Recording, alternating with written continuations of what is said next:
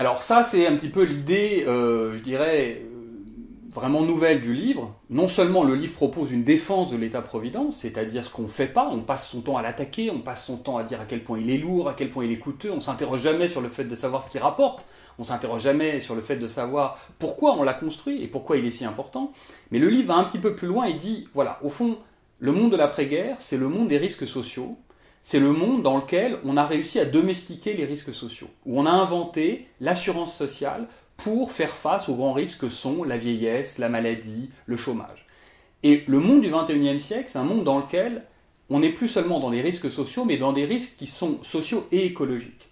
Le grand défi du XXe siècle, ça va être les crises environnementales. Tout le monde le sait, la science nous le dit, et les politiques en sont intimement convaincus. Ce qu'on n'a pas pour faire face à ces crises environnementales, c'est des institutions aussi puissantes que celles qu'on a pu mettre en place pour faire face aux risques sociaux dans l'après-guerre. Et donc ce que propose le livre, c'est de réfléchir vraiment sérieusement à la question des institutions et au fait de mettre en place un État social écologique qui va prendre le relais de l'État-providence et nous projeter dans le XXIe siècle. Et c'est là où ce sera différent de l'État-providence tel qu'on a connu même depuis les années 1880. Parce que l'après-guerre, c'est bien sûr l'essor financier de l'État-providence, mais le moment où il est créé, c'est la fin du XIXe siècle. Et d'ailleurs, de façon très intéressante, l'État-providence est créé à la fin du XIXe siècle dans une phase de mondialisation. Et aujourd'hui, on est dans une phase de mondialisation, et ce qu'on dit, c'est, au fond, renoncer à vos protections collectives. Alors que ce qu'on a dit dans la phase de mondialisation de la fin du 19e, c'est construisez vos protections collectives.